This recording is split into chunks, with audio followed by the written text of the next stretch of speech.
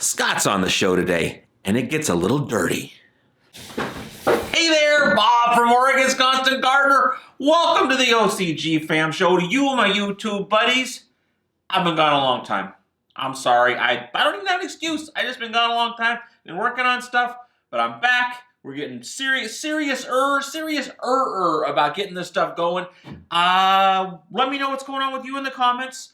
Let's just get into the show. So what we're doing is we're doing the comprehensive grow. We got our discreetly marked package here with our comprehensive kit in it. I got a fan, I got a light, I got a bunch of stuff here. But here's the thing I want to talk about first. Is this.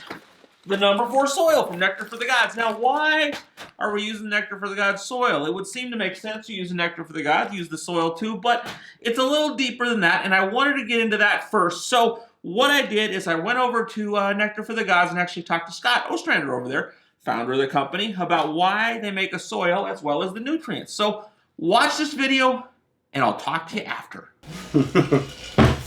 Are you ready?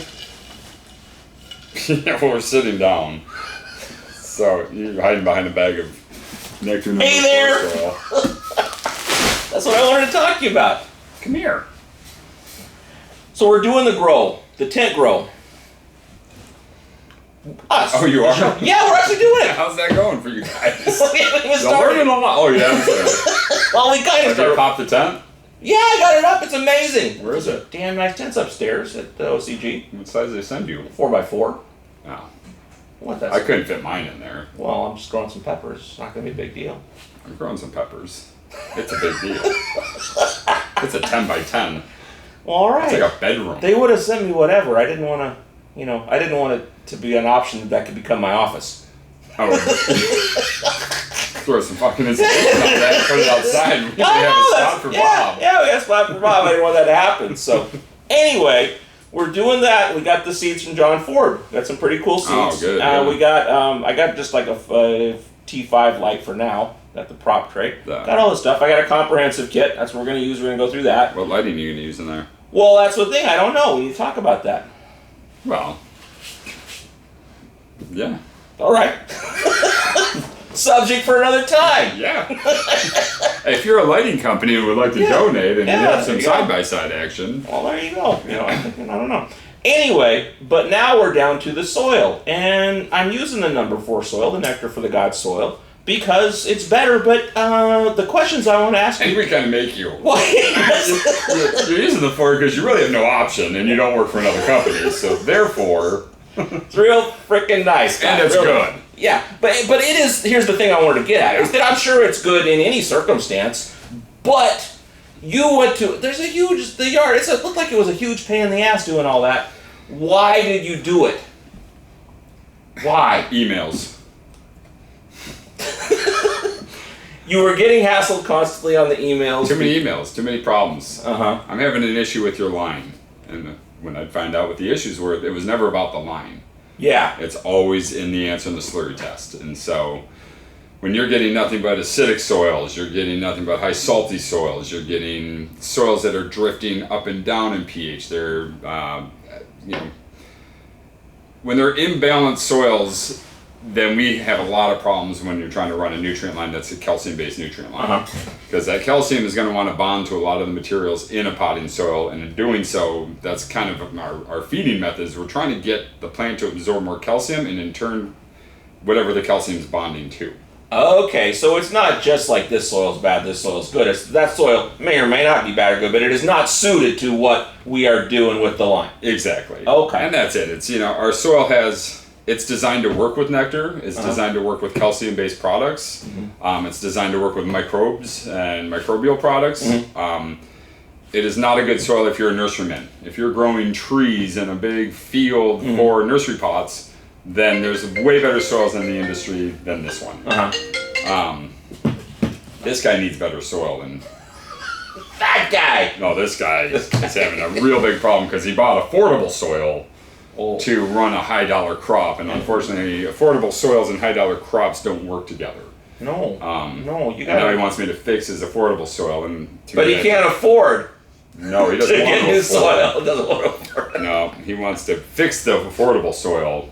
Oh. But the price tag to fix it is more than his affordable soil cost to buy it originally. So, I moved him on to a different facility that can Help him more provide readily. him, put their name on his affordable soil farm, and we'll see how that turns out. But Not so matter of much. fact, then his employee just emailed, so he's calling, and he's going, so how'd that phone call go? Well, we're no longer going to do Not well.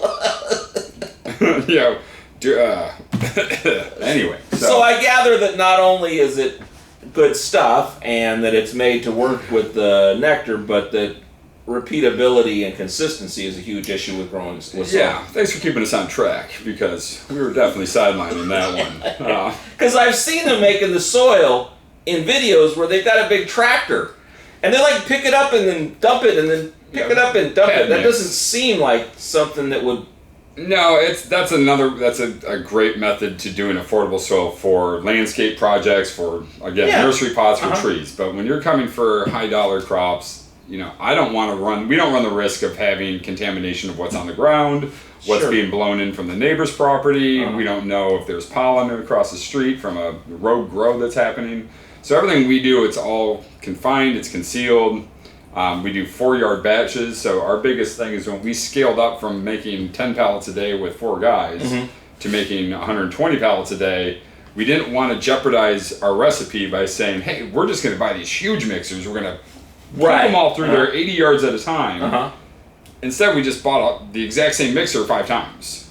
And we just put them all in line, so we have the exact same 4-yard batch mix for every single recipe. Everything that's produced is done in the exact same method. So our consistency is far greater, because when you're mixing 70 yards of material in 20 minutes, you're not getting that material evenly distributed throughout the 70 yards. Yeah. We can do a half-hour mix in 4 yards with all of our nutrients times 5. So we're mixing 20 yards at a time. Production, you're just working a lot harder at it, using a lot more harder. Yeah, we're going through wheels faster, scoops faster. I mean, everything has to be done 5 times more than doing just one big batch. But we find that the consistency pays off, and at the end of the day, we don't get those emails and we don't get those phone calls saying, hey, I'm running your number 4 in your line, here's my issues. That's not the common email. This is the high value crop thing, and this is for that, and this is what you need if you're going to do that. No, and it works for anything: house plants, vegetables. But it comes down. Yeah, there's no limit. The one thing I do say is, if you are running tree stock, then a fungal-based, bark-based soil is ideal, because you need that fungal. That's what they're used to growing in, is the bark that fell off the other trees. But bark, no bark in the soil when you're growing, peppers and stuff that we're doing. Why?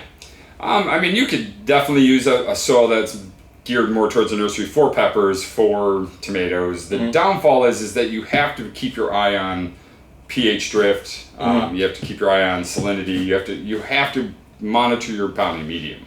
And the reasons that as bark is breaking down, it's generally converting to an organic acid, and that organic acid will start building up, and the pH will start to drop and drop. So what often happens is, you start with a 6.0 pH with a bark-based soil, and it looks great in veg. Everything's awesome. I get so many people going, I did a side-by-side, and the bark-based one's way better. Killing it. Well, get in the bloom and give me a call. Well, with calcium, we still need that higher pH. We need that to be clean going into bloom, and we can't have it drifting to the acidic side. So that's where we shine, is when we get into the bloom stage and you're not fighting to get your pH back up in the root zone, because we already set it at that high pH. Sure. And now we're feeding our nutrients on top of it, and they're balancing each other with our organic acids and the nutrients. With the alkalinity of the soil, they're reacting and making energy in the root zone, and the plants can absorb more nutrition. So not just that I'd have to fight the pH, but I'm losing a bunch of other stuff in my quest to fight the pH. If your pH is below 6 and you look at the pH availability chart of all nutrition, and you have to be careful on those charts because they're color bars that some artist did, not really scientists. But the availability range is definitely, your 5.5 to 6.0 will be X, 6 to 6.4 will be X. They'll have it broken down, but what we find is calcium is in that 6.1 to 7 range. And these other people are focusing on a 5.5 to 6.0 pH range. Well, that's great for nitrogen, phosphorus, and potassium. Horrible for calcium. So we are focusing on a higher pH medium so that our calcium is available, it's getting into the plant. And the plant's not, if you go into bloom when your pH is 5.7, now you have 1 or 2 weeks of getting the pH up, and you've missed 2 weeks of structure, building, flower sites. Sure. Never going to get that back. Doing what you're doing, and they move right into struggle. And then when you're in mid-bloom, you're wondering why you're not stacking, you know what, the volume's not there.